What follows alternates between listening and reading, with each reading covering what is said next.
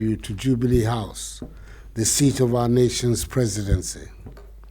A few moments ago, I undertook one of the most important constitutional obligations of the president, that is the inauguration of the 5-member committee sanctioned by Article 71(1) of the Constitution to make recommendations to the President and Parliament for their decision on the salaries and allowances payable and the facilities and privileges available to Article 71 office holders.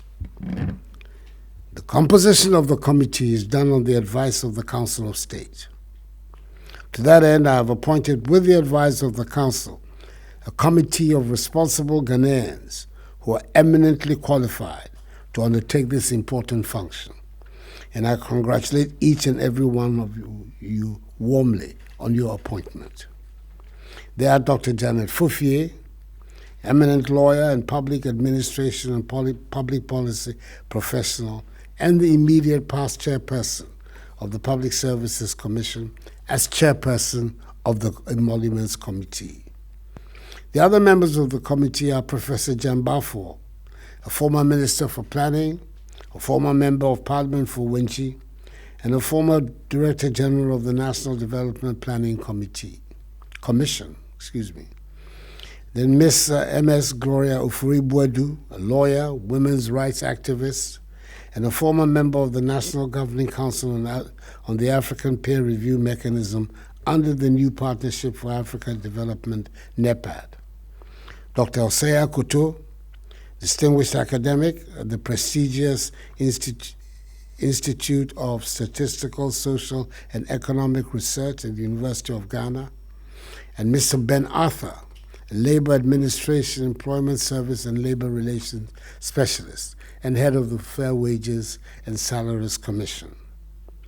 The terms of reference of the committee are twofold.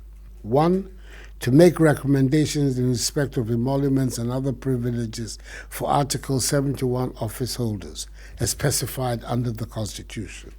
And two, to examine any other relevant matter which the committee deems appropriate to its work. It appears that every president is bound to establish such a committee.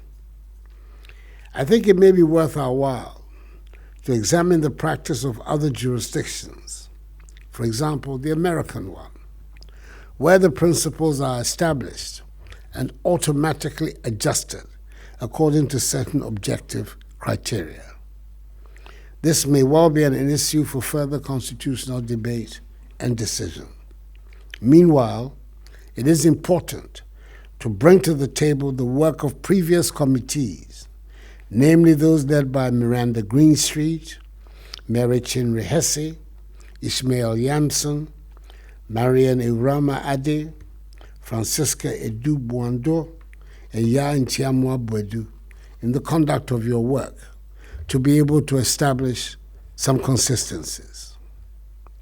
Before I conclude, I must indicate that in recent times, a lot of public discourse surrounding the remuneration of public officers has centered primarily on those of Article 71 office holders, and whether or not, notwithstanding the constitutional imperatives, we are deserving of what is being paid to us in view of the challenges currently confronting our national economy. It might well be that your work should also focus on these concerns and make recommendations on how they should be addressed. The task ahead of you is a challenging one, and it is my expectation and hope that you'll be up to it and deliver your report expeditiously. You have my full support to undertake this assignment, and I assure you of government's assistance if needed throughout the period of your work. I wish you God's guidance and the best of luck. And let me again congratulate you on your appointment to the Committee on Emoluments. May God bless us all in our homeland, Ghana, and make her great and strong. I thank you for your attention.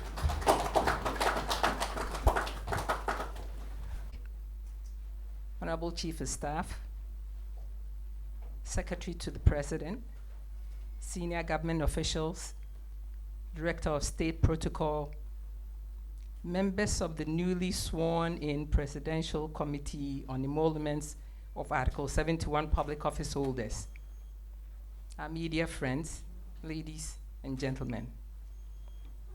It is truly a great honor for us to be invited to undertake this very important national assignment in accordance with the 1992 Constitution of the Republic of Ghana.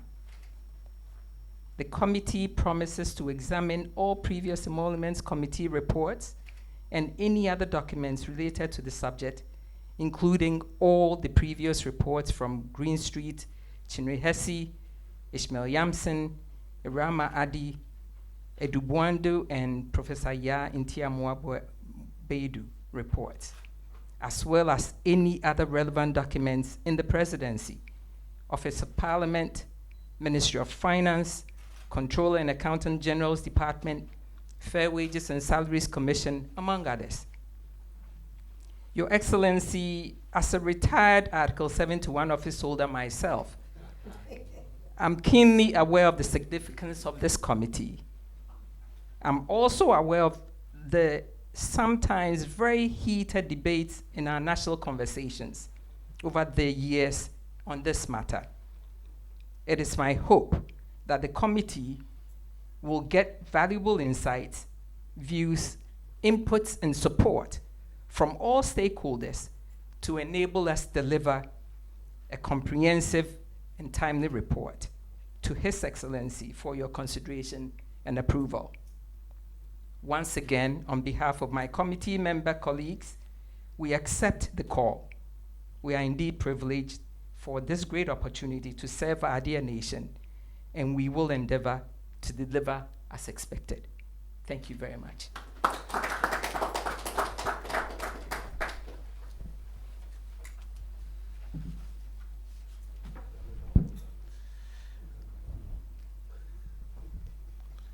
Thank you, Dr. Do in the name of the Almighty God swear Do in the name of the Almighty God swear that I will at all times that I will at all times well and truly serve the Republic of Ghana well and truly serve the Republic of Ghana in the office of In in the office of member of the Committee on Emoluments of the Committee on Emoluments for Article 71 office holders, for Article 71 office holders, and that I'll uphold, and that I will uphold, preserve, preserve, protect, protect, and defend and defend the Constitution of the Republic of Ghana as by law established. the Constitution of the Republic of Ghana as by law established. So help me God. So help me God.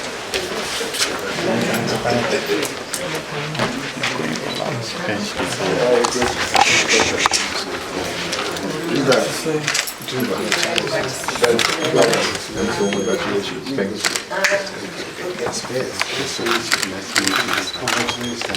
Thank you for Yes, sir. I heard a lot about you. Thank you for your help. Please, let's go.